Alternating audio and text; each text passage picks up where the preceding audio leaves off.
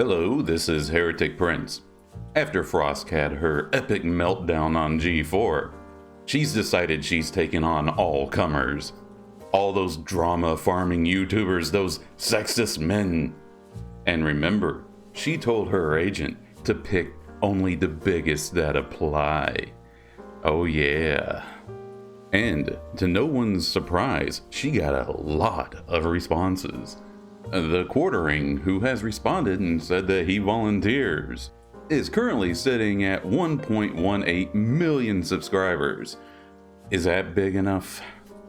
Here, the Quartering said, I have reached out to Frosk agents. No value in screaming more about it. I assume she will accept based on her tweet, so let's give her a fair chance here. It doesn't help to keep screaming at someone who has indicated they are willing to talk. And he tagged her. This is why I got quite a chuckle out of comments like this. They won't, and they can't afford to, Lamau. Which, I like, how did you miss all the comments going up and down through here? It's full of people who are very interested. Krista from Geeks and Gamers, if you'd like to talk with us, DMs are open. And here Vera Dark said, as I've said in my videos about the topic, I'd be willing to have a live or pre-recorded discussion with you about your stance on sexism in the industry, or even other topics you think are an issue, need to be addressed. Wow, how vicious. She's really coming after you. However, a question kept coming up. How do we get in touch with your agent? Some going so far as to dare to ask, why go through an agent? Why not just talk in the DMs? That was D-Day Cobra's argument. Hey Frosk, let's talk. But that agent nonsense is why G4 TV is losing viewers. And here is a video of him saying straight up he would love to have her on for a respectable conversation, as far as that can possibly go. However, this interests me because I just find myself wondering, how can you have a conversation with somebody who subscribes to the religion? Such as in this tweet, Frosk is quoted as saying that she tells her critics to read on some feminist lit to better educate yourself. Religious text is not proof of that religion. It plays by the same rules religion does. This is why I call these folks Puritans. They can never be wrong, and you can never be right. You need to listen to women. But what if a woman disagrees with them? Well, she has internalized misogyny. You see, you think that way because there's something wrong with you. In one of her responses, she brings forward one of her arguments. We should stop being overly sexist to women and gatekeeping them from gaming. What's the other side to this? I would say the argument against this is that the Puritan definition of words are not the same as most people's. When someone says white supremacy, I think most people think of like the KKK. But Puritans, they're talking about people who might flash the OK sign at somebody. Someone who may have voted for a conservative at some point in their life. Such as, in this example, I find that whenever Puritans say that they're being gatekept from something, what they're really saying is that they're being kept away from being the authority in whatever that thing is. Because rest assured, once they are part of any hobby, they immediately start gatekeeping. They start trying to push people out and saying it's for everybody else's protection. And to the other point, she says, stop being overly sexist. Overly sexist? Why not just sexist in general? But you have to remember, Puritans believe that if you find a video game female attractive, you're being sexist. I mean, I'm pretty sure that there's an article out there right now. In fact, let's find it. Let's find it. You know, sexism, like in Resident Evil 3, where Jill is terrorized by the Nemesis. The article is on Rock Paper Shotgun, Resident Evil 3 review. I'm not accepting the cookies to go through this and read it. Yeah, from a little piece of this I can read. But yeah, there were moments while playing when I just felt uncomfortable. Jill isn't too obviously a vessel for anyone's fetishes, but realistically she is. She's clearly designed to be sexy, and she spends an awful lot of time being hurled into things, slapped about, grunting in pain, being asphyxiated.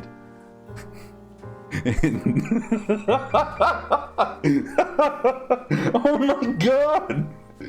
Man, this dude projects hard. But anyway, let's get back to it. Now, when asked why she was doing this, she said, because I'd like to see them say things they do to my face and how they deal with an actual discussion and response. This is coming from somebody who had a meltdown over the internet doing what it does. And all this started because people who were most likely trolling her, trying to get her to respond, and she did. The thing with the internet is that you can't let things start to bother you.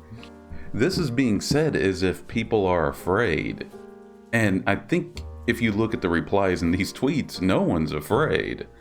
It's just anybody that she does talk to, if she talks to somebody, will just have to remain on their point, whatever that is. So, I mean, what do we think's going to happen here? And this is why I really started getting interested in this as I was reading everything. So it turned out a lot of people were having an issue emailing the email address that she left. The emails were bouncing back. Now my guess is that nobody's going to be selected. It's going to be said that nobody was willing to talk to her face. And of course, all of her followers are going to see, yeah, everybody was afraid of her. And then the mainstream's going to pick that up and say, yeah, all these man babies are scared of her. Because, let's face it, the media has its own narrative to push as well. Or there's some other things that could happen. A softball opponent or person to discuss with could be chosen. Probably someone who mostly agrees with her, just got a chuckle out of her meltdown. You know, there's a lot of people, I think, like me out there, who just find stuff like this to be hilarious. And we like to just comment on it, sometimes make our little troll comments. I just knew not to say anything funny here, because I don't want to get blocked. I want to be able to see what is happening. I want to be able to read this, because this is some it's some weird crap, man. Gosh, this reminds me of like back when I was in my 20s and the internet was still fairly new. It was finally starting to speed up to where people could talk almost instantly. And coming out of the generation where whenever somebody would say, you know, talk crap to you, they were right across the table from you, and things get heated, and next thing you know, you're throwing punches. Well, you can't do that over the internet. And so I would get super mad. But yeah, there seems to be this idea that everybody owes you this adulation. How dare somebody say something mean about me? Don't they know who I am? And if Frosk had just looked at where she was whenever she saw those chat comments coming in, she could have responded to it in humor. She could have said, yeah, Olivia Munn is hot. And people would have got a chuckle out of that. Probably would have got a lot of points. Or she could have just made some small quip at them. But no, she wanted to have an entire meltdown and gave them exactly what they were wanting. I'm sorry, kids, the internet's not an incredibly friendly place. It simply isn't. It will work to find your insecurities. And once you melt down, once you give them, I think it's like Gundam says, that gold dust, they don't let it go. She could pick somebody who mostly agrees with her, but just found the meltdown funny, and that person will be easy to back into a corner and have them say that they were wrong. And then next week she goes on her show and says, hey, I defeated all the man babies. all those gamer gators. Can you believe that's still a thing that gets said, Gamergate? Or a third option is she talks to somebody real, somebody who won't back down. Like the Geeks and Gamers guy, I think his name's Jeremy. He's D-Day Cobra on Twitch, or Twitter rather. But I see that going downhill real fast. Because number one, you have to remember, whenever you talk to a Puritan, someone who buys into this religion, you have to remember that they have redefined their words. Words don't mean the same thing to them that it might mean to you. Some of them, whenever they say, you need to show me respect, they mean adulation. You gotta remember, these are people that will make a statement, and if you disagree and explain why you disagree, well, you're mansplaining, and you're not allowed to do that. Which I don't understand how that works. I guess if you're a man, you're supposed to pose everything in the form of a question. I'll take sexism for 600, Alex. But yeah, I imagine they show up, a bunch of snide remarks are made, and then she leaves, saying they were being sexist. Or some other istphobe. Because being offended is always the escape route. But I just love this line here. Frosk says, super excited to get on call with these people and watch them backpedal on all their vile trash talk. Saying they wrote a respectful email after some of these videos is wild. They overblow everything for clicks. If you don't like it, don't watch it. Peace! It seems to me like if they overblow anything, it's usually for humor.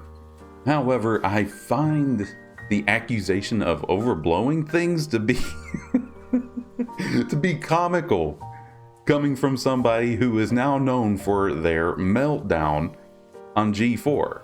Somebody on the internet said something that she didn't like, and she decided to have a meltdown where that guy on the television was clapping with his eyes wide with no soul behind there whatsoever. He's like, good thing happening, must clap. Gamers bad. Whatever, your audience is gamers. But the dude, like, there was nothing there. He just, I want to do a video just on the expression on his face as all this was going on. I couldn't tell if it was soullessness or fear. But I'll get into that later. Anyway, I'm finishing it up there. Oh man, I look so forward to watching how this turns out. I mean, I'm honestly not even cheering his side anymore. I just want to see how deep this rabbit hole is going to go. How much are we going to double and triple down on letting yourself lose your mind? Oh, jeez. Anyway, thank you very much for listening, and you have a great day.